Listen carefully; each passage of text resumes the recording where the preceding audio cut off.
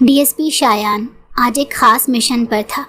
ایک مجرم کو پکڑ کر مینٹل ہاسپٹل لایا تھا تاکہ پتہ چلایا جا سکے کہ وہ واقعی دماغی مریض ہے یا صرف پاگل پن کا ناٹک کر رہا ہے۔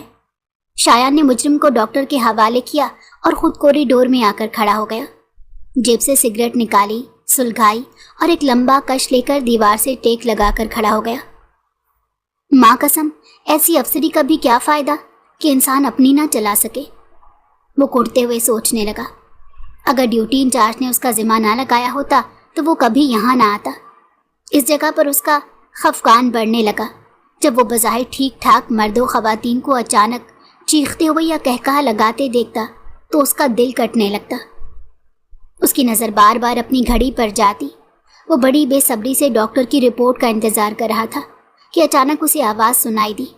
اس نے مڑ کر دیکھا تو اسے کھڑکیوں کی سلاخوں کے پیچھے ایک پریشان حال لڑکی دکھائی دی، جس کے گھنگرالے بالوں کی لٹیں اس کے چہرے پر بکھری ہوئی تھی، لیکن اس کی آنکھوں میں شدید خوف تھا۔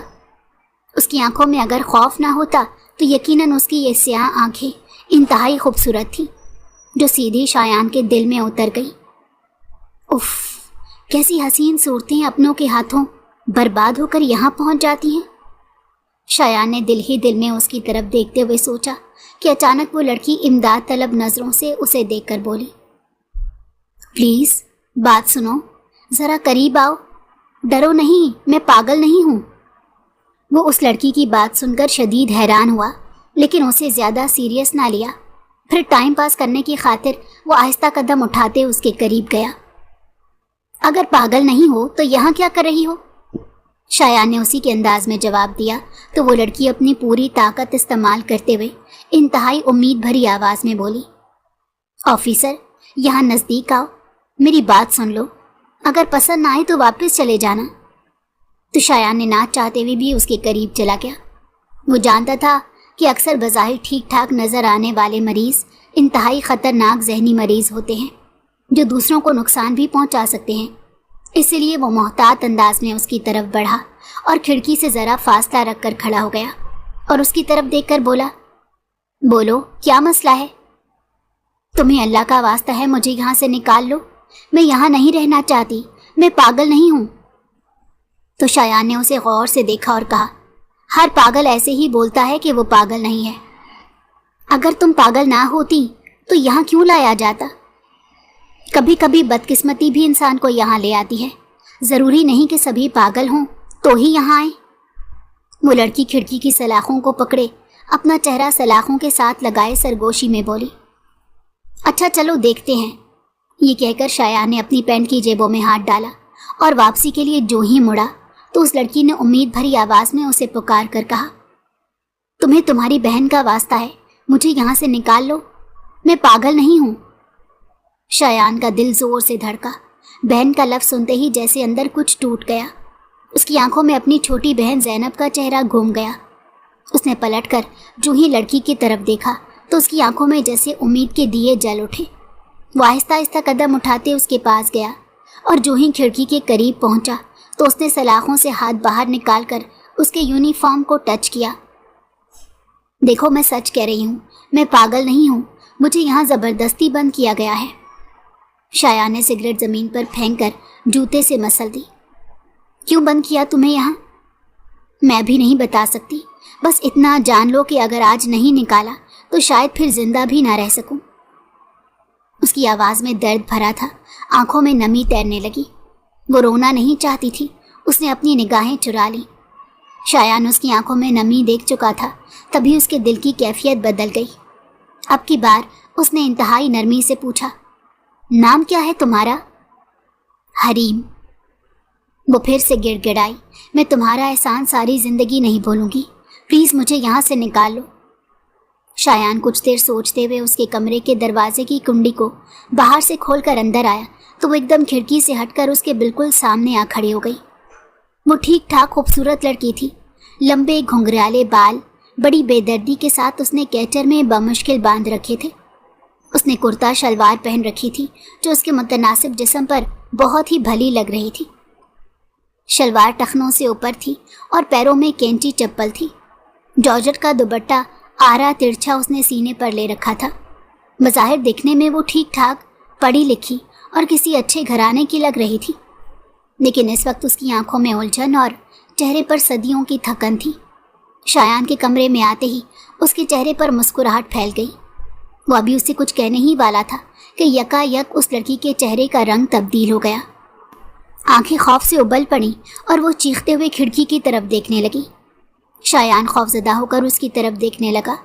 इससे पहले कि वो कुछ समझता, अचानक दरवाज़ा ज़ोरदार आवाज़ के साथ दीवार के साथ जा लगा तो हरीम रोने लगी।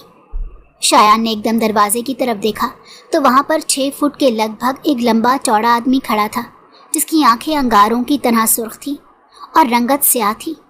वो सीधा हरीम की तरफ बढ़ा तो वो चीखते हुए पीछे हटने लगी। मैं किसी सूरत तुम्हारे साथ नहीं जाऊंगी, तुम जाओ यहाँ से। हरीम की चीखों ने कमरे को हिला दिया था। वो पूरी शिद्दत से कपकपा रही थी, उसकी आंखें खौफ से बाहर आ रही थी। ये मुझे ले जाएगा, प्लीज़ बचाओ मुझे। वो तेज़ी से शायान की तरफ भागी और उसके सीने से जा लगी। शायान का दिल एक लम्हे को रुक गया, मगर वो मुकम्मल तौर पर साकित हो गया। हरीम उसके सीने से लगी कांप रही थी, सांस बेकाबू हो चुकी थी। शायान ने बेख्तियार अपने बाजू उसके गिर्द लपेट लिए। सुर्ख आंखों वाला वो आदमी हैरत से शायान की तरफ देखने लगा और फिर देखते ही देखते उसकी आंखों में से शोले निकलने लगे। शायान इस सारी सिचुएशन के लिए ज़हनी तौर पर तैयार नहीं था और अब तो वो खूबसूरत सी लड़की भी उसके सीने से लगी थी। रिलैक्स, कुछ नहीं होगा तुम्हें, शायान ने उसे आहिस्ता से तसल्ली दी। हरीम का जिस्म ढीला पड़ने लगा। उसके हाथ शायान के कंधों से फिसले और वो बेहोश होकर उसकी बाहों में झूल गई। शायान ने फौरन उसे थाम लिया और सोफे पर लेटा दिया। उसकी सांसें चल रही थी, लेकिन बहुत मध्यम मध्यम। शायान ने फौरन पानी का गिलास मुंह से लगाया, लेकिन वो बेहिस्सो हरकत रही। उसका माथा पसीने से भीगा हुआ था। एक तो इस लड़की के ड्रामे ख़त्म नहीं होते, सुर्ख आंखों वाला बड़बड़ाया। उसने घूर कर हरीम की तरफ देखा और फिर अपनी सुर्ख आंखें शायान पर जमा दी। डॉक्टर नियाज अंदर दाखिल हुए और हरीम की तरफ लपके। फौरन उसके चेहरे पर तेज़ तेज़ थपकी देकर उसे उठाने लगे। जब देखा कि वो होश में नहीं आ रही तो पानी के चंद कतरे उन्होंने उसके चेहरे पर डाले तो वो जैसे एकदम से उठकर बैठ गई। डॉक्टर साहब, फारग करो इसे, मैं इसे लेने के लिए आया हूँ, बस बहुत हो गई। डॉक्टर नियाज ने इंतहाई संजीदगी से शायान की तरफ देखा और फिर उस आदमी की तरफ देखकर बोले, आप इनकी हालत तो देख रहे हैं, इस हालत में मैं कैसे डिस्चार्ज करूं? देखो, मुझे कुछ नहीं पता, हम मज़ीद इंतज़ार नहीं कर सकते। आप इसे कुछ दिन यहाँ रहने दें, काफ़ी इम्प्रूवमेंट हो गई है, मज़ीद बेहतर हो जाएगी। आप दरमियान में इसका इलाज ख़त्म कराने से मज़ीद मर्ज़ बढ़ सकता है, समझने की कोशिश करें। तो वो शख्स खा जाने वाली नज़रों से डॉक्टर नियाज की तरफ देखने लगा कि एकदम शायान भी बोल पड़ा, कौन है ये और इस लड़की का इनसे क्या ताल्लुक़ है जिसे देखकर ये इस कदर खौफज़दा हो गई? तो उस शख्स को शायान की बात बहुत बुरी लगी और वो फ़ौरन तेज़ आवाज़ में बोला, ओ ना जी ना, सर जी हमें गलत ना समझे, मैं इसका चाचा हूँ, कोई गैर नहीं, और ये हमारे घर का मामला है। बेहतर है आप इसमें ना ही आएँ तो अच्छा है। क्या ये आपकी तरफ से धमकी है? आप जानते हैं कि मैं इस वक्त ऑन ड्यूटी हूँ, लिहाजा मुझसे सोच समझ कर बात कीजिएगा। तो एकदम पैंतरा बदलते हुए अपनी बड़ी बड़ी मूँछों को ताव देते हुए उसकी तरफ देखकर मुस्कुराया और बोला, आप शायद इस शहर में नए आए हैं, इसीलिए हमसे वाकिफ़ नहीं। बहरकैफ कभी आए हमारे डेरे पर, आपकी चाय पानी करते हैं, गपशप भी हो जाएगी और आप हमारे बारे में काफ़ी कुछ जान जाएंगे। शायान को उसका मगरूर लहबो लहजा बहुत बुरा लगा। जवाब देने ही लगा था कि डॉक्टर नियाज ने उसके हाथ को पकड़कर दबाया और बोला, शायान, ये अपने मलिक साहब अच्छे इंसान हैं और ये इस लड़की के चचा हैं। डॉक्टर नियाज आंखों ही आंखों में शायान को मखसूस इशारा किया। मलिक साहब, हम ऑफिस में चलकर बैठते हैं, मैं आपको इसकी कुछ रिपोर्ट्स भी दिखाता हूँ। यकीनन आप हमारी कारकर्दगी से खुश होंगे क्योंकि अब इसमें काफ़ी इम्प्रूवमेंट आ गई है। ये कहकर डॉक्टर नियाज मलिक साहब को लेकर ऑफिस की तरफ बढ़े, जबकि अब कमरे में वो और हरीम अकेले रह गए। हरीम तेज़ी से उसकी तरफ मुड़ी और बोली, मैं आपके आगे हाथ जोड़ती हूँ, मुझे यहाँ से निकाल लो, یہ ڈاکٹر مجھے اس شیطان سے زیادہ دن بچا نہیں پائے گا۔ تو کیا یہ تمہارا چچا نہیں؟ بدقسمتی سے یہ میرا چچا ہی ہے۔ میں تمہیں ساری بات بتا دوں گی، لیکن فی الحال کسی بھی طرح مجھے یہاں سے نکال لو۔ میں ساری زندگی تمہارا یہ احسان نہیں بھولوں گی۔ تو وہ گہری سوچ میں ڈوب گیا اور پھر سر ہلاتے اس نے حریم سے کہا، میں کوشش کرتا ہوں۔ یہ کہہ کر وہ کمرے سے باہر نکل آیا، جبکہ حریم دوبارہ سے کھڑکی کی سلاخوں کو پکڑ کر پر امید نظروں سے شایان کو جاتے دیکھتی چلی گئی۔ شایان تیز قدموں سے ڈاکٹر کی آفس کی طرف بڑھا۔ حریم کا خوفزدہ چہرہ، اس کی لرزتی آواز اور اس کی طرف اٹھتی پر امید نظر اس کے ذہن میں گھوم رہی تھی۔ دل بے چین تھا اور دماغ سوالوں سے بھرا ہوا۔ اس نے آفس کا دروازہ کھولا تو حریم کے چچا نے اسے تیز گہری نظروں سے دیکھا، جیسے وہ اپنی آنکھوں سے ہی اسے چیر پھاڑ دینے کی طاقت رکھتا ہو۔ ڈاکٹر نیاز نے شایان کا تعارف کرایا، مگر وہ شایان کو گھورتے ہوئے اپنی کرسی سے اٹھا اور بغیر کچھ کہے کمرے سے باہر نکل گیا۔ جاتے جاتے اس کا شانہ شایان کے کندھے سے ٹکرایا، اور یہ ٹکراؤ جان بوجھ کر اپنی طاقت دکھانے کے لیے کیا گیا تھا۔ شایان نے چونک کر ڈاکٹر کی طرف دیکھا۔ یہ کون تھا؟ ڈاکٹر نے ہاتھ کے اشارے سے اسے بیٹھنے کو کہا۔ بیٹھو اور میری بات غور سے سنو۔ میں چاہتا ہوں تم اس لڑکی کو یہاں سے لے جاؤ۔ شایان کی بھویں سکڑ گئیں۔ کیا مطلب؟ میں سمجھا نہیں یار۔ ڈاکٹر نے گہری سانس لی، جیسے کوئی بہت بڑا بوجھ اتارنے والا ہو۔ یہ لڑکی پاگل نہیں ہے شایان، بلکہ بالکل ٹھیک ہے۔ جب اسے یہاں لایا گیا تو اس کے چچا کا کہنا تھا کہ یہ پاگل ہے، خطرناک ہے، دوسروں کو نقصان پہنچا سکتی ہے۔ میں نے کیس فائل دیکھی، علامات کا جائزہ لیا، لیکن اس میں کچھ بھی ایسا نہیں ملا۔ تو پھر کیوں داخل کیا اسے؟ اس کے چچا کی وجہ سے میں نے اسے داخل کیا کہ کہیں اس کا چچا اسے نقصان نہ پہنچا دے، لیکن اب وہ بضد ہے، اسے لے جانا چاہتا ہے، جبکہ مجھے پکا یقین ہے کہ کچھ گڑبڑ ہے۔ یقیناً وہ کچھ اور ہی اب طے کر کے بیٹھا ہوگا۔ یہ لڑکی ٹھیک ٹھاک صاحب جائیداد ہے اور اکلوتی وارث ہے، یعنی اس کا کوئی بہن بھائی بھی نہیں ہے کہ اس مشکل وقت میں اس کا ساتھ دے۔ ڈاکٹر نیاز نے بے چینی سے پہلو بدلا۔ یہ لڑکی کا چچا ہے، لیکن بہت ہی طاقتور، بااثر اور سنگ دل بھی ہے۔ اس کے ہاتھ بہت دور تک ہیں۔ میں چاہ کر بھی اس لڑکی کے لیے کچھ نہیں کر پا رہا، لیکن تم بہت کچھ کر سکتے ہو۔ میں؟ تمہارا مطلب نہیں سمجھا، شایان گڑبڑا کر بولا۔ ہاں، تم اس لڑکی کی جان بچا سکتے ہو۔ پولیس والوں کے پاس 100 حربے ہوتے ہیں۔ دراصل اس کا چچا بھی اسے زبردستی یہاں سے لے جانا چاہتا ہے، اور لڑکی تو کسی صورت اس کے ساتھ جانا نہیں چاہتی۔ سچ پوچھو تو میں بھی نہیں چاہتا کہ یہ لڑکی اس کے ہاتھ لگے۔ شایان نے پریشان ہو کر کہا، معاملہ کیا ہے؟ ڈاکٹر کرسی پر پیچھے ہو کر بیٹھا اور آہستہ سے بولا، تمہارے خیال میں کیا ہو سکتا ہے؟ وہی جائیداد، زمین اور زر کا کھیل۔ لڑکی کے والد کی بات تمام جائیداد اس کے نام ہوئی، اور اس کے چچا کو یہ بات کبھی ہضم نہ ہوئی، تو اس نے لڑکی کو پاگل قرار دے کر اسپتال میں بند کروا دیا، تاکہ وہ قانونی طور پر اسے پاگل قرار دے کر تمام جائیداد ہڑپ کر سکے۔ اور اب جب کاغذی کارروائی مکمل ہو چکی ہے، وہ اسے مارنے یا غائب کرنے کا منصوبہ رکھتا ہے۔ مجھے اب اسی بات کا اندیشہ ہے، اسی لیے تو تم سے امید ہے۔ میں کسی اور پر بھروسہ نہیں کر سکتا۔ میں چاہتا ہوں تم حریم کو یہاں سے لے جاؤ۔ میں ایک جھوٹا ریکارڈ بناؤں گا کہ وہ یہاں سے بھاگ گئی ہے، کم از کم اس طرح وہ اپنے ظالم چچا سے بچ جائے۔ شایان خاموش ہو گیا، دل میں ایک طوفان اٹھا۔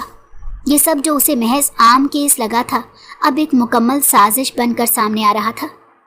ڈاکٹر کی آواز پھر سنائی دی، میں جانتا ہوں تم جذباتی نہیں، ایک پروفیشنل ہو، لیکن اس بار معاملہ مختلف ہے۔ یہ لڑکی اگر دوبارہ اس آدمی کے ہاتھ لگ گئی تو شاید تمہیں اس کی لاش تک نہ ملے۔ شایان نے گہری سانس لی۔ ٹھیک ہے، میں اسے لے جاؤں گا یہاں سے۔ ڈاکٹر نے سکون کا سانس لیا۔ تھینک یو شایان، میرے دل سے اب ایک بوجھ اتر گیا ہے۔ میں یہاں مشہور کرا دوں گا کہ وہ بھاگ گئی ہے، لیکن تمہیں احتیاط سے کام لینا ہوگا۔ ملک صاحب اگر جان گئے کہ وہ تمہارے ساتھ ہے تو وہ کچھ بھی کر سکتے ہیں۔ شایان نے سر ہلایا۔ ڈونٹ وری، ہم روز ایسے ہی خطروں سے کھیلتے ہیں۔ ڈاکٹر نے میز کی دراز سے ایک فائل نکالی اور شایان کے سامنے رکھ دی۔ یہ اس کی تمام میڈیکل ہسٹری ہے. اگر کہیں روکا گیا تو یہ دکھا دینا کہ یہ تمہاری قانونی حفاظت میں ہے. شایان نے فائل اٹھائی، جیب میں رکھی اور اٹھ کر باہر جانے لگا. دروازے پر پہنچ کر وہ رک گیا، پلٹا اور آہستہ سے بولا، تم نے بہت بڑا فیصلہ کیا ہے ڈاکٹر. ڈاکٹر مسکرا دیا. نہیں شایان، بڑا فیصلہ تو اب تمہیں کرنا ہے. جس شام اس نے حریم کو اپنے ساتھ لے کر اس ہاسپٹل سے بھاگنا تھا، وہاں ڈاکٹر نے سب کچھ پہلے سے ترتیب دے دیا تھا. نائٹ ڈیوٹی پر موجود عملے کو ایک فرضی ایمرجنسی کی طرف بھیج دیا گیا تھا. نگرانی کم ہو گئی تھی، بس اب وقت تھا کہ وہ سب کچھ خاموشی سے مکمل ہو جائے. شایان نے وارڈ کے دروازے پر پہنچ کر آہستگی سے دستک دی. دروازہ ہلکا سا کھلا. اندر کمرے کے کونے میں حریم ایک کرسی پر بیٹھی تھی. وہ جاگ رہی تھی، آنکھوں میں ایک عجیب سی امید تھی. چلو حریم، شایان نے آہستہ سے کہا. حریم نے تیزی سے سر ہلایا اور فوراً کھڑی ہو گئی. اس کے ہاتھ کانپ رہے تھے لیکن وہ پرعزم تھی. شایان نے دروازے سے باہر جھانکا. راہداری خالی تھی. وہ جلدی سے باہر نکلا، حریم کو اپنے پیچھے رکھتے ہوئے. دونوں قدم بقدم بے آواز چلتے ہوئے مین گیٹ کی طرف بڑھے. راستے میں ایک موڑ پر پہنچے تو اچانک سامنے سے روشنی کی ایک لہر آتی دکھائی دی. ایک گارڈ ٹارچ لیے پیٹرولنگ کر رہا تھا. شایان نے فوراً حریم کو دیوار کے سائے میں کھینچ لیا. دونوں دیوار کے ساتھ کھڑے ہو گئے. دل کی دھڑکنیں تیز ہو گئیں. گارڈ ٹارچ گھماتے ان کے پاس سے گزرا تو انہوں نے سکون کی سانس لی. پھر وہ حریم کی کلائی تھام کر دوڑتے ہوئے مین گیٹ تک پہنچا. وہاں گیٹ کا تالا ڈاکٹر نے پہلے سے کھول دیا تھا. چنانچہ بغیر کسی رکاوٹ کے وہ دروازے سے باہر نکلے اور اندھیرے میں لپٹی گلی میں اندھا دھند بھاگنے لگے. گاڑی کچھ فاصلے پر پارک کی گئی تھی. شایان نے حریم کو گاڑی میں بٹھایا اور خود ڈرائیونگ سیٹ پر آ بیٹھا. اس نے گاڑی سٹارٹ کی اور فوراً ہی مین روڈ پر آ گئے. گاڑی کی رفتار کافی تیز تھی تو حریم کو بولنا پڑا، تم آہستہ کیوں نہیں چلا رہے؟ تو اس نے حریم کی طرف دیکھے بغیر کہا، یہاں سے جتنا جلدی ہم نکل جائیں اتنا بہتر ہے، کیونکہ خطرہ ابھی ٹلا نہیں. کچھ دیر بعد حریم نے سوال کیا، ہم کہاں جا رہے ہیں؟ شایان نے مختصر جواب دیا، ایک محفوظ جگہ. حریم ایک دم خوفزدہ لہجے میں بولی، وہ مجھے ڈھونڈ نکالے گا. شایان نے بے ساختہ کہا، تم میرے ساتھ ہو اور کسی مائی کے لال میں اتنی جرت نہیں کہ تمہیں ڈھونڈ نکالے اور نقصان دے. اس کی بات پر حریم نے اسے غور سے دیکھا. اب تک انتہائی پرسکون سور ہوا. شایان کو لگا جیسے اب خطرہ ٹل چکا ہے کہ اسی وقت اسے اپنے پیچھے گاڑی کی ہیڈ لائٹس دکھائی دی جو برق رفتاری سے ان کے پیچھے پیچھے تیزی سے آ رہی تھی. شایان فوراً چونکا کیونکہ یہ ایک انتہائی غیر معمولی بات تھی. اس نے گاڑی کی رفتار بڑھا دی تو پیچھے آنے والی گاڑی نے بھی رفتار بڑھا لی. اب حریم کا شک یقین میں بدل رہا تھا. شایان نے ایک سنسان سڑک پر گاڑی موڑ دی تاکہ پیچھا کرنے والے کو چکما دے سکے، لیکن دوسری گاڑی بھی فوراً مڑ گئی. حریم کی آنکھوں میں خوف اترنے لگا. یہ وہی لوگ ہیں، وہ مجھے واپس لے جانا چاہتے ہیں، وہ لرزہ خیز آواز میں بولی. شایان کے چہرے پر کوئی تاثر نہیں تھا مگر وہ ہائی الرٹ ہو گیا. اچانک ایک تنگ موڑ پر پہنچ کر شایان نے گاڑی ایک پرانی ویران سڑک پر ڈال دی. سب کچھ ایک ہارر فلم جیسا منظر بن چکا تھا. پھر اس نے جلدی سے گاڑی روکی تو پیچھے سے اس گاڑی نے بھی بریک لگائی تو اس کے ٹائر بری طرح سے چرچرائے. شایان کو خطرہ اپنے سر پر منڈلاتا ہوا لگا. اس نے ایک لمحہ ضائع کیے بغیر چیخ کر کہا، بھاگو. حریم بوکھلا گئی لیکن شایان نے اس کا ہاتھ پکڑا تو وہ اس کے ساتھ تیزی سے نیچے اتر کر گنجان آبادی گلیوں میں گھس گئی. رات کی تاریکی میں شہر کی بوسیدہ گلیاں ایک پیچیدہ جال کی طرح ان کے سامنے پھیلی ہوئی تھیں. سامنے جو گلی آتی وہ اس میں مڑ جاتے. ہر گلی نئی گلی کے ساتھ جڑ جاتی اور ہر موڑ پر ایک اور موڑ کھلتا. گلیوں میں اس وقت سناٹے کا راج تھا مگر دیواروں پر لگے بلب سے قدرے روشن تھی. پول سے لٹکتی تاریں اور اس ملگجے اندھیرے میں ایک لڑکی کا ہاتھ پکڑ کر بھاگنا کسی سنسنی خیز فلم کا منظر لگ رہا تھا. حریم کی سانسیں بے قابو ہو رہی تھیں، قدم لڑکھڑا رہے تھے مگر شایان نے اس کی کلائی مضبوطی سے تھام رکھی تھی. ایک گلی کے آخر میں اچانک ایک زیر تعمیر مکان نظر آیا جس کے سامنے ریت اور اینٹوں کا ڈھیر تھا. شایان نے تاخیر کے بغیر اسے وہیں کھینچ لیا. دونوں خاموشی سے مکان کے اندر داخل ہو گئے جس کی چھت نہیں تھی مگر کمرے کے ساتھ سیڑھی تھی. وہ دونوں جلدی سے وہاں چھپ گئے. انہیں ابھی وہاں کھڑے صرف چند سیکنڈ ہی ہوئے تھے کہ انہیں باقاعدہ 3 سے 4 افراد کے قدموں کی آوازیں سنائی دی تو حریم بری طرح سے کانپ گئی۔ اس سے پہلے کہ اس کے منہ سے چیخ نکل جاتی، شایان نے اپنا ہاتھ اس کے ہونٹوں پر رکھ دیا، پھر اس کے کانوں کے پاس سرگوشی میں بولا، ڈرو مت، میں تمہیں کچھ نہیں ہونے دوں گا، اتنا مجھ پر بھروسہ رکھ سکتی ہو؟ یہ کہہ کر اس نے ہاتھ ہٹا لیا تو حریم حیران نظروں سے اس کی طرف دیکھنے لگی۔ ایک وہ خونی رشتہ کہ جسے اس کی حفاظت کرنی چاہیے تھی اور وہ اس کے ڈر سے بھاگ رہی تھی، اور ایک یہ جو اس کے لیے مکمل اجنبی تھا، وہ اس کی حفاظت کیے جا رہا تھا۔ سچ کہا، رشتے احساس کے ہوتے ہیں۔ اس کی آنکھوں میں آنسو آ گئے، وہ آنسو جو برسوں کی اذیت کا بوجھ لیے بہنے کو بےتاب تھے، وہ اب گالوں پر بہنے لگے۔ اس نے چپ چاپ اپنا سر اس کے کندھے پر رکھ لیا۔ دونوں کچھ دیر وہیں خاموش رہے۔ رات کے سناٹے میں گلیوں میں بھاگتے قدموں کی آوازیں اب بالکل قریب سے سنائی دے رہی تھیں۔ یہ گلی بند ہے، یہیں کہیں ہوں گے، ایک آواز آئی۔ دوسرا بولا، اس زیر تعمیر مکان کو بھی دیکھ لو۔ شایان نے حریم کو اشارہ کیا حرکت نہ کرے، آواز نہ کرے۔ ایک سایہ مکان کے داخلی حصے میں داخل ہوا اور ٹارچ کی روشنی دیواروں پر ڈالنے لگا۔ حریم کی آنکھیں خوف سے پھیل گئی۔ شایان نے سانس روکے رکھی، مگر پاس بڑے ڈنڈے پر اس کی گرفت مضبوط ہو گئی۔ اس سے پہلے کہ وہ سیڑھیوں سے قریب آ کر روشنی ڈالتا، اچانک ہی ایک معجزہ ہوا۔ باہر سے کسی نے سیٹی بجائی۔ چلو، یہاں نہیں ہے، پچھلی گلی میں۔ وہ دوڑتے ہوئے کسی گھر میں داخل ہوئے ہیں۔ اس گھر کو باس نے گھیر لیا ہے، فوراً وہاں پہنچو۔ ٹارچ والا آدمی فوراً ہی بھاگتا ہوا وہاں سے نکلا تو ان کی رکی ہوئی سانسیں بحال ہوئی۔ شایان نے آہستہ سے سر نکال کر دیکھا، باہر مکمل خاموشی تھی، کوئی افراتفری کی آثار دکھائی نہیں دے رہے تھے۔ تو وہ تیزی سے باہر آیا، گلی کو دائیں بائیں دیکھا اور پھر اس نے حریم کو اشارہ کیا۔ آپ کہاں سے نکلیں گے؟ ان کے آدمی تو اس سارے علاقے کو گھیرے میں لیے ہوئے ہیں۔ گھبراؤ نہیں، ایک جگہ ہے، میں اس علاقے کے چپے چپے سے واقف ہوں، تمہیں پریشان ہونے کی ضرورت نہیں۔ وہ دونوں واپس اسی گلی میں آئے۔ شایان نے ایک بوسیدہ دروازہ کھولا جو شاید کسی پرانے گھر کا پچھلا راستہ تھا۔ اندر سے سیڑھیاں نیچے کو جا رہی تھیں۔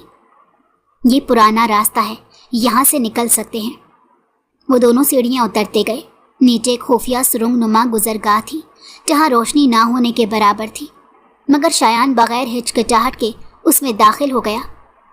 یہاں سے نکل کر ہم دوسری گلی میں پہنچیں گے، شایان نے آہستہ سے کہا تو حریم کے پاس سوائے بھروسہ کرنے کے اور کوئی آپشن نہیں تھا۔ وہ سر جھکائے اس کے پیچھے پیچھے چلنے لگی۔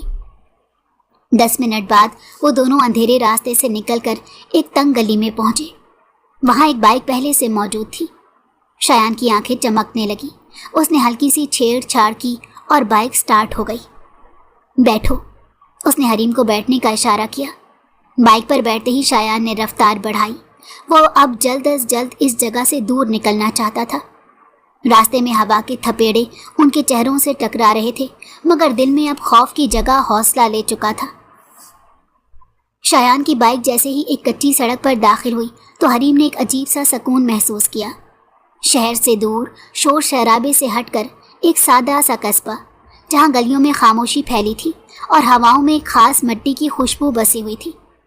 گیٹ کے قریب آتے ہی شایان نے بریک لگائی۔ ایک پرانا شاندار سا مکان، بڑے گیٹ سے اندر جھانکتی بیلیں، لکڑی کا دروازہ اور گیٹ کے ساتھ ایک بورڈ جس پر آدھے حروف مٹ چکے تھے۔ شاید کبھی یہاں خاندان کا نام لکھا تھا، اب صرف یہاں یان ولا بچا تھا، غالباً شایان ولا کہلایا کرتا ہوگا۔ الحمدللہ، اب ہم محفوظ ٹھکانے پر ہیں۔ شایان نے یہ کہتے بائک سے اترا۔ یہ ہے میرا گھر۔ حریم نے حیرت سے اس کے چہرے کی طرف دیکھا۔ یہ تمہارا ہے؟ ہاں، شایان نے مسکراتے ہوئے کہا۔ جب ابا دنیا سے گئے تو یہ گھر مجھے وراثت میں ملا، تب سے اکیلا ہوں یہاں، اور جیسا ہے ویسا ہی رکھا ہے۔ جیسے ہی وہ دونوں گیٹ سے اندر داخل ہوئے، حریم کی آنکھیں مزید کھل گئیں۔ یہ کافی بڑا گھر تھا۔ سامنے ایک بڑا سا صحن پھیلا ہوا تھا، بائیں طرف ایک بڑا سا سوئمنگ پول تھا اور اس کے برابر میں ایک قد آور سفید گملے میں لگا ہوا سرخ پھول تھا۔ وہ پھول اتنا بڑا اور عجیب سا تھا کہ دکھنے میں مصنوعی لگتا تھا، لیکن قریب جا کر خوشبو نے تصدیق کی کہ یہ قدرتی ہی ہے۔ دائیں طرف ایک لان تھا، कम से कम शायान उसे लॉन कहता था, लेकिन असल में वो झाड़ झंकार का छोटा सा जंगल का नमूना लग रहा था। हरीम ने झाड़ियों में कुछ हरकत सी महसूस की और डर कर पीछे हुई। वो क्या था? शायान ने कंधे उचकाए। अरे कुछ नहीं, बिल्ली होगी या कुछ और। हरीम की आंखें खौफ से फैल गई। ये घर तो किसी थ्रिलर फिल्म का सेट लग रहा है। शायान उसकी बात पर हंस पड़ा। हरीम ने अंदर जो ही कदम रखा तो एक झटके से रुक गई। आंखें फटी की फटी रह गई। कमरे के बीचों बीच सोफे पर गंदे कपड़ों का एक छोटा सा पहाड़ मौजूद था। फर्श पर चिप्स के खाली पैकेट, बिखरे जूते, तौलिए, अलगर्ज कोई चीज़ भी अपनी जगह पर नहीं थी। यहाँ तक कि टेबल पर जो खाना खाया गया था वो भी अध खाया वैसे ही पड़ा था। वो उसकी नज़रों के ताक़ुब में एक एक चीज़ की वजाहत देते बोला, वो दरअसल मुझे कॉल आ गई थी तो खाना अधूरा छोड़कर मुझे जाना पड़ा, तो ये ऐसे ही पड़ा है। उसने फटाफट वो खाना उठाया और डस्टबिन में डाल दिया। फिर हिचकिचाते हुए सोफे की तरफ बढ़ा और वहाँ पर फैले तमाम कपड़े बुनियानें उठाने लगा। वो दरअसल क्या है ना कि ड्यूटी बहुत टफ होती है तो वक्त ही नहीं मिलता सफाई का। वो अपनी शर्मिंदगी मिटाने के लिए मुसलसल वजाहतें देने लगा। फिर सोफे पर हरीम के बैठने की जगह बनाई। तुम आ जाओ, यहाँ बैठो। हरीम अभी तक वहीं खड़ी थी, लेकिन उसकी नज़रें गंदे फर्श पर फिर किचन के अंदर झांक रही थी। इतने में शायान ने जल्दी से टेबल से बर्तन उठाने की कोशिश की तो कांच का गिलास लुढ़क कर ज़मीन पर गिर गया और चकनाचूर हो गया। हरीम एकदम चौंक गई। शायान ने जल्दी से उठाने की नाकाम सी कोशिश की। फिर हरीम की तरफ मुड़कर बोला, बस वो दरअसल कोई खातून तो है नहीं जो इतनी बारीकी से सफाई करे। अमूमन छड़ों के घर ऐसे ही होते हैं। हरीम ने हैरत से उसकी तरफ देखा तो शायान शर्मिंदगी से मुस्कुरा दिया। तुम बैठो, बस ज़रा घर समेट लूँ, फिर तुम्हारे लिए कुछ पकाता हूँ। इससे पहले कि वो सफाई शुरू करता, हरीम एकदम खड़ी हो गई। उसने खामोशी से दुपट्टे को वी की शक्ल देकर बांधा और झाड़ू पकड़ लिया। ये तुम क्या कर रही हो? उसे झाड़ू पकड़ता देखकर वो हकलाते हुए बोला, ये सब बर्दाश्त करना अब मेरे बस की बात नहीं है। यहाँ सफाई की शदीद ज़रूरत है, वरना मेरी दिमागी हालत वाकई बिगड़ जाएगी। शायान ने कुछ कहने की कोशिश की, लेकिन वो हाथ झाड़कर ऐसे उठी जैसे मैदान जंग में जा रही हो। पहले उसने सोफे पर से सारे कपड़े एक पुरानी चादर में लपेटे, फिर जूते एक जगह रखे और फिर टेबल पर फैले बर्तनों को उठाकर किचन में ले गई। शायान खामोशी से देखता रहा। उसने सारे घर से झाड़ू लगाकर कूड़ा और गर्द साफ की और फिर किचन में घुस गई। मैं बर्तन धो देता हूँ, ये कहकर जो ही वो सिंक के पास खड़ा हुआ तो 2-3 बर्तन नीचे ज़मीन पर गिर गए। हरीम सर पकड़कर खड़ी हो गई और उसे हाथ जोड़कर कहा, आपकी बहुत मेहरबानी होगी, आप ज़रा बाहर तशरीफ़ रखें। तो वो मारे शर्मिंदगी के सर खुजाता बाहर निकल आया। किचन साफ होते ही उसने आटा गूंथकर मीठी रोटियां बनाई और साथ चाय का पानी चढ़ा दिया। सब कुछ तैयार होने के बाद उसने इंतहाई सलीके के साथ ट्रे में मीठी रोटियां और चाय रखी और बाहर हॉल में आ गई, जहां शायान उसे ट्रे उठाते देखकर हैरान रह गया। ये क्या है? उसने आहिस्ता से कहा कि उस वक्त शदीद भूख में यही पक सकता था। तो शायान ने खुशी से कहा, ये तो मनो सलवा से कम नहीं। ये कहकर उसने रोटी का एक नवाला मुंह में डाला और फौरन खुशी से झूमते हुए कहा, अरे बिल्कुल मेरी अम्मा की तरह नरम रोटी बनाई है, स्वाद आ गया। ये कहकर वो रोटी पर ऐसे टूटा जैसे बरसों का भूखा हो। हरीम हाथ रोक कर खाने लगी। उसे खुशी से खाता देखकर न जाने क्यों हरीम को अजीब सी खुशी हो रही थी। जो ही उन्होंने खाना ख़त्म किया, शायान ने फौरन बर्तन समेटे और किचन में रख दिए। चंद घंटों में घर का नक्शा ही बदल चुका था। किचन के दरवाजे में खड़े होकर शायान ने घर की तरफ देखा।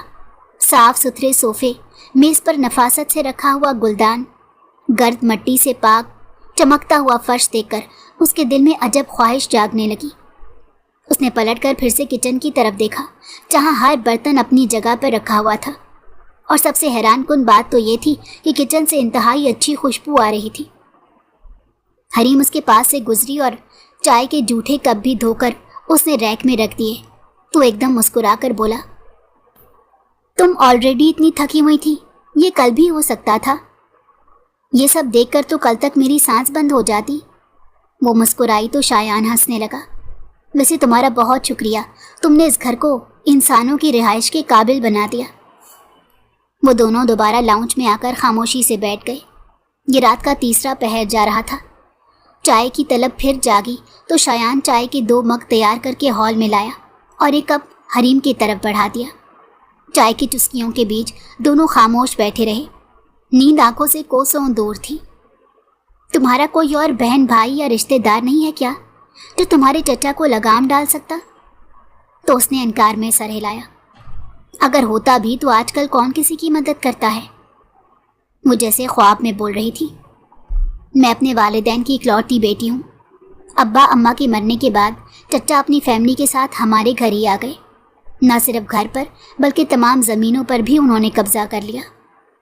شایان خاموشی سے سننے لگا۔ ویسے بھی وہ اس کے بارے میں مکمل جانکاری چاہتا تھا۔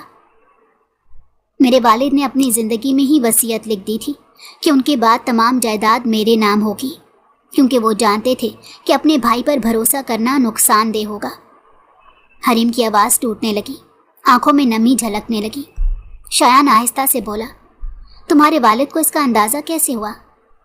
کیونکہ میرے چچا نے کئی بار ابا کی زندگی میں ہی کوشش کی تھی کہ میرے والد کچھ زمینیں ان کے نام کر دیں۔ اگر ابا انہیں اپنے حصے کی زمین دے بھی دیتے تو چچا اپنے حصے کو جیسے بیچ کر کھا گئے تھے، اب یہ بھی اپنی عیاشیوں پر اڑا دیتے۔ اسی لیے ابا بے حد محتاط ہو گئے تھے۔ حریم نے ایک لمحے کے لیے آنکھیں بند کی۔ ابا چچا اور اس کے جوان بیٹوں کے درمیان تنہا تھے۔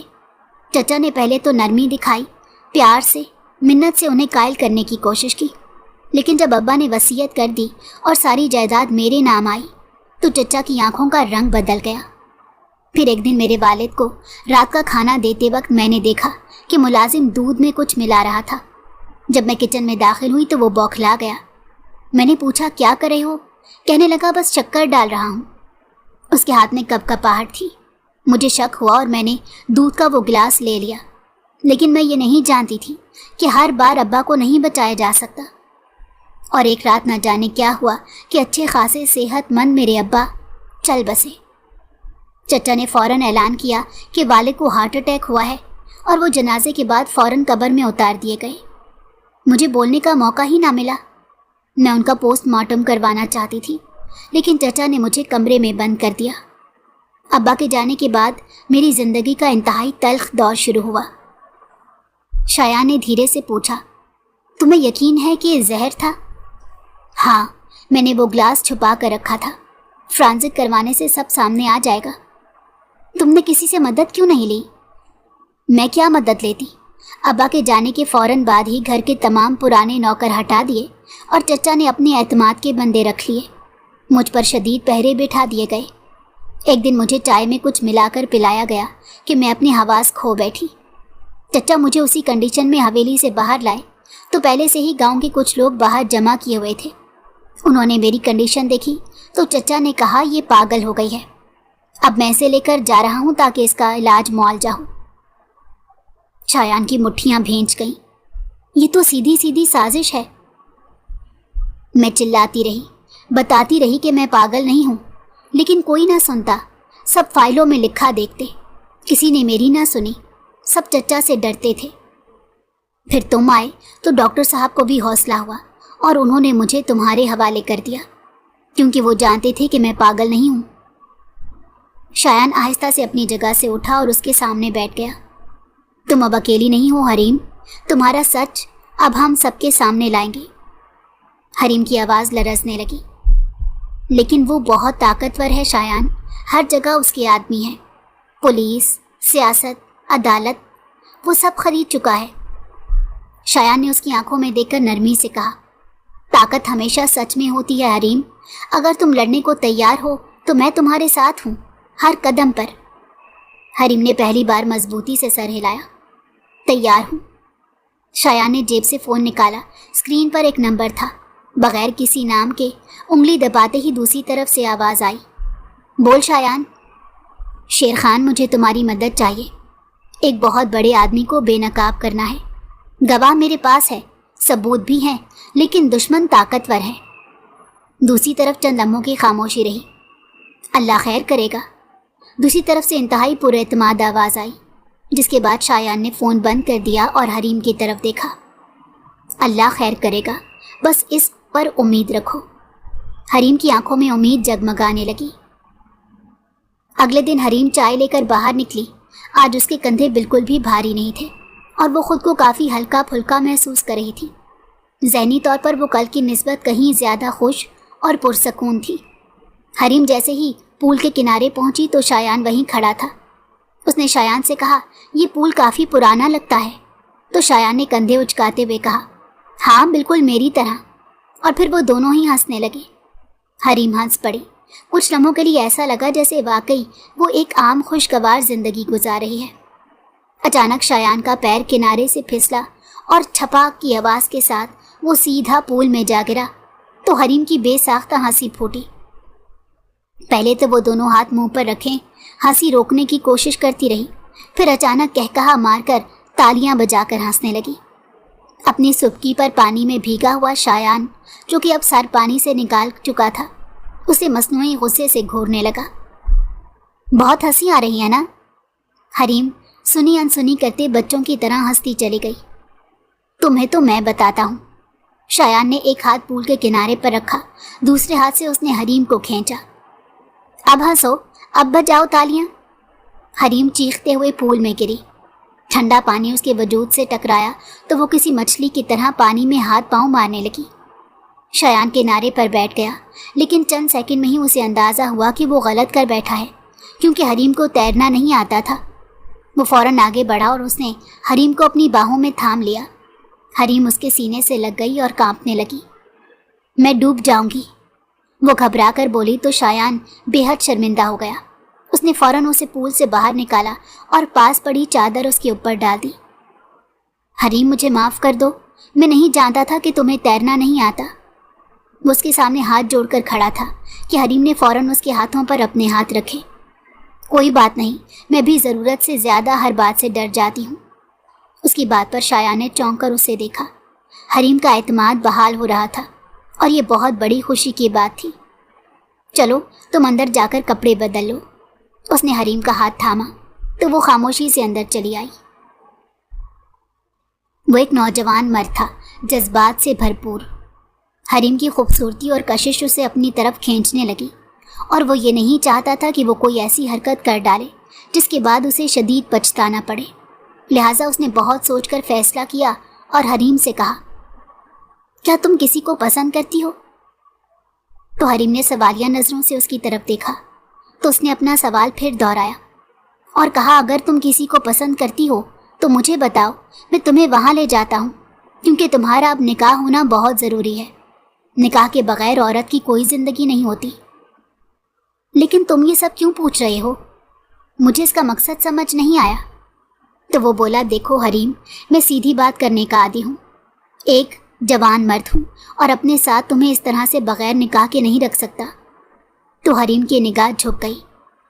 مجھے کسی ویلفیئر سینٹر میں چھوڑاؤ یا کسی ہاسٹل میں، دونوں ہی جگہ تمہارے لیے مناسب نہیں ہے حریم۔ تم نہیں جانتی ان فلاحی اداروں میں لڑکیوں کے ساتھ کیا کچھ نہیں ہو جاتا۔ تو پھر مجھ سے نکاح کر لو، اگر ممکن ہے تو، وہ آہستہ سے بولی۔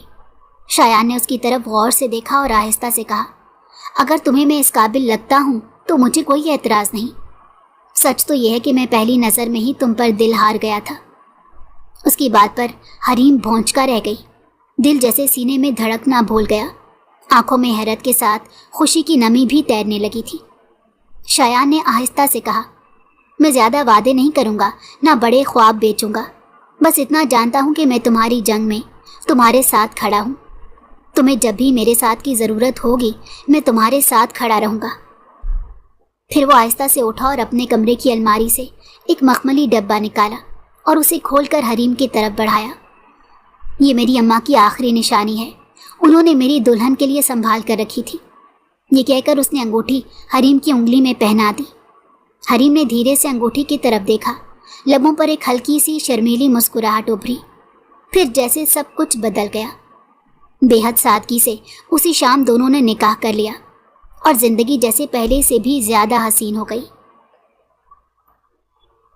کچھ دن گزرے تو حریم نے ایک شام شایان سے کہا، شایان، ہم کب تک چھپ کر جئیں گے؟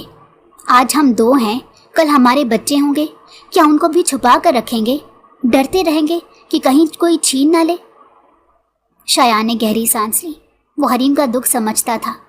तुम क्या चाहती हो? मैं चचा से अपना हक चाहती हूँ शायान। मैं अपने बाप की नागहानी मौत के बारे में इन्वेस्टिगेट करवाना चाहती हूँ कि आखिर भले चंगे मेरे अब्बा यूँ अचानक ख़त्म कैसे हो गए। मुझे इसका मुकम्मल हक हासिल है कि मैं उनकी मौत की वजह जानूं। मुझे चचा की बात पर बिल्कुल एतबार नहीं। अगर उन्हें कत्ल किया गया है तो उसकी करार वाकई सज़ा कि वो हकदार हैं। शायान ने उसकी आंखों में वो अज़म देखा जो सिर्फ एक बहादुर बेटी के दिल में उठता है। वो लम्हा जब वो सिर्फ औरत नहीं, एक जंगजू होती है। वो जानता था ये सफ़र आसान नहीं होगा, लेकिन हरीम को उसने तसल्ली देते हुए कहा, मैंने अपने उस दोस्त को कॉल की है, मुझे बस उसका इंतज़ार है। जो ही वो मुझे सिग्नल देगा इंशाल्लाह हम ये हक की लड़ाई ज़रूर लड़ेंगे, लेकिन अभी बस थोड़ा सा इंतज़ार है। तो हरीम ने गहरी सांस लेकर शायान की तरफ देखा और फिर बहुत जल्द उन दोनों ने मिलकर हरीम की जायदाद का केस अदालत में लड़ने का फैसला किया। और इस बात का पता जब हरीम के चचा को चला कि हरीम जिंदा है, होश में है और अपने शौहर के साथ जायदाद लेने आ रही है, तो ज़मीन उसके नीचे से सिरक गई। वो गुस्से से बावला हो गया और अपने मखसूस बंदों के ज़रिए उसने हरीम को पैगाम भेजा कि जल्द अज जल्द ये केस ख़त्म कर लो, वरना तुम्हारे हक में अच्छा नहीं होगा, और जायदाद का मामला भूल जाओ। यही काफ़ी है कि तुम अभी तक जिंदा हो। लेकिन जब चचा ने देखा कि वो दोनों बाज नहीं आ रहे तो उसने फ़ोन पर कई धमकियां उनको दे डाली। जान ले लूँगा, ज़मीन नहीं दूंगा। लेकिन जब उसने देखा ये धमकियों से भी नहीं डर रहे, क्योंकि हरीम का शौहर पुलिस में डीएसपी है और वो अपने इख्तियारात का बेदरीग इस्तेमाल कर रहा है, तो उसने सोचा यहाँ पर उसे इंतहाई हिकमत अमली से गेम खेलनी पड़ेगी। लिहाजा वो फ़ौरन पैंतरा बदल कर मासूमियत पर उतर आया और फैमिली कार्ड खेलने लगा। उसने हरीम को बताया, मैं तुम्हारा चचा हूँ, कुछ तो ख्याल करो, यूँ अदालत में ले जाकर क्यों रुस्वा करती हो? हवेली आओ, बैठकर बात करते हैं। तो हरीम राज़ी हो गई, मगर शायान एकदम से चौंक गया। उसने हरीम से कहा, इसकी बातों से साजिश की बू आ रही है, इसकी हवेली में किसी सूरत नहीं जाना, अब जो बात होगी अदालत में होगी। दरअसल शायान पुलिस के महकमे में मुजरमाना ज़हनियत के लोगों को बहुत अच्छी तरह से पहचान जाता था। वो हरीम के चचा को भी बहुत अच्छी तरह से जान गया कि ये वो कुत्ते की दुम है जो कभी सीधी नहीं होगी। शायान ने हर पेशकश, हर धमकी, हर साजिश के जवाब में हरीम के चचा को अदालत में घसीट लिया। मुकदमा दायर हुआ, मीडिया को इत्तला मिली। लोग हैरान रह गए कि मलिक सलीम जैसा बासर आदमी अपने यतीम भाजी की जायदाद पर कब्जा किए बैठा है। हरीम अदालत में खुद पेश हुई। हर वो सबूत जो सालों पहले दबाया गया था शायान ने निकाल कर मेज़ पर रखा। दस्तावेज़ात, वसीयत, बैंक रिकॉर्ड्स, मुलाजमीन के बयानात, सब कुछ। अदालत की हर पेशी एक जंग थी, कभी जज पर दबाव, कभी गवाहों को खरीदने की कोशिश, कभी हरीम को बदनाम करने की मुहिम। लेकिन शायान हर बार के आगे डट कर खड़ा रहा। और फिर वो दिन आया जब जज ने कमरे अदालत में फैसला सुनाया। ये अदालत तस्लीम करती है कि मरहूम मलिक अबरार की कानूनी विरासत उनकी बेटी हरीम की है। मलिक सलीम ने जालसाजी और दबाव से जायदाद पर नाजायज़ कब्जा किया। अदालत हुक्म देती है कि तमाम जायदाद हरीम के नाम पर वापस की जाए। कमरे अदालत में खामोशी छा गई। हरीम ने आंखें बंद कर ली, एक आंसू गाल पर बह गया। ये उसकी बरसों की जिद्दोजहद थी जो बिलाखिर सब्र और इस्तकामत के साथ वो जीत गई। साथ ही जज ने कब्र कुशाई का हुक्म जारी किया ताकि पोस्टमार्टम के ज़रिए पता चलाया जा सके कि हरीम के वालिद की मौत की असल वजह क्या है। और यह हुक्म जायदाद की मुंतकिली से भी ज़्यादा हरीम के लिए खुशी का बायस बना। कब्र कुशाई हुई और पोस्टमार्टम की रिपोर्ट जब सामने आई तो पता चला कि हरीम के वालिद को जहर देकर मारा गया। तो उस दिन हरीम शायान के गले रखकर फूट फूट कर रोई। हरीम ने अपने चचा पर शक जाहिर किया। पुलिस ने उन्हें गिरफ्तार कर लिया, लेकिन हवालात में अभी भी उन्हें सिर्फ चंद घंटे ही हुए थे कि उन्होंने अपना जुर्म कबूल कर लिया। शायान आहिस्ता से उसके करीब आया। तुमने कर दिखाया। हरीम ने उसकी तरफ देखा, नम आंखों से मुस्कुराई और बोली, मैंने कुछ नहीं किया शायान, जो कुछ भी हुआ तुम्हारे साथ होने की वजह से हुआ। तुम ना होते तो शायद میں کبھی یہ ہمت نہ کر پاتی۔ شایان نے مسکرا کر اس کا ہاتھ تھاما